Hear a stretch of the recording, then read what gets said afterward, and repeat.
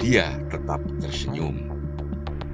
Senyum itu bukan karena gaji, melainkan karena melihat harapan di mata murid-muridnya. Harapan yang ia tanam meski tak tempat ia berpijak, tak pernah adil padanya. Pak Empan adalah cerminan dari perjuangan kecil yang seharusnya mendapat perhatian besar. Jika kita ingin negeri ini maju, mungkin kita perlu belajar dari ketulusan Pak Empan dan berhenti membiarkan mereka yang rakus mencuri masa depan bangsa.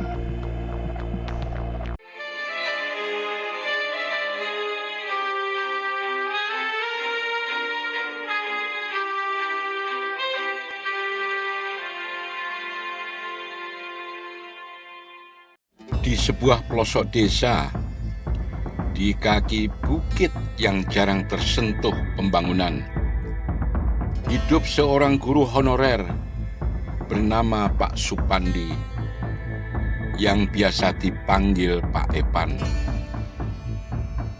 Setiap pagi saat kebanyakan orang masih tidur, Pak Empan sudah memulai langkahnya. Ia berjalan sejauh 12 km, menyusuri jalan berbatu, melintasi hutan kecil, dan menyeberangi sungai dangkal demi satu tujuan mulia, mencerdaskan anak bangsa. Namun siapa sangka, perjuangan panjang itu hanya dibalas dengan gaji yang bahkan tak cukup untuk membeli sekarung beras. Pak Empan hanyalah salah satu dari ribuan guru honorer di negeri ini yang terpaksa bertahan di tengah ketidakadilan. Sementara itu, di sudut yang lain, negeri ini ada mereka yang hidup bergelimang kemewahan.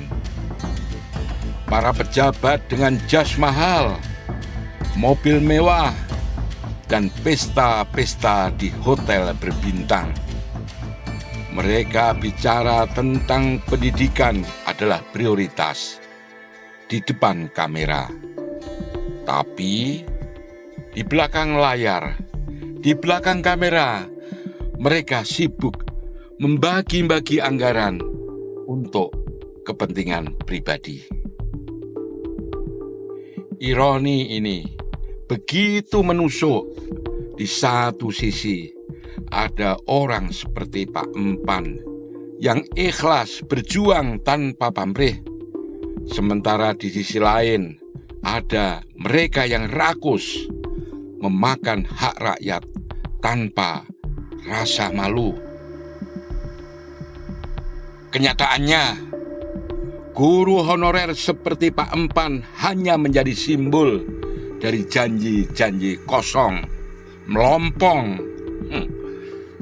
Mereka tak butuh pujian atau penghargaan besar, hanya keadilan dan penghidupan yang layak. Pak Empan mengajar dengan semangat di depan anak-anak yang antusias. Meski pengabdian Pak Empan tak ternilai, dia tetap tersenyum. Senyum itu bukan karena gaji, melainkan karena melihat harapan di mata murid-muridnya. Harapan yang ia tanam meski tak tempat ia berpijak, tak pernah adil padanya. Pak Empan adalah cerminan dari perjuangan kecil yang seharusnya mendapat perhatian besar.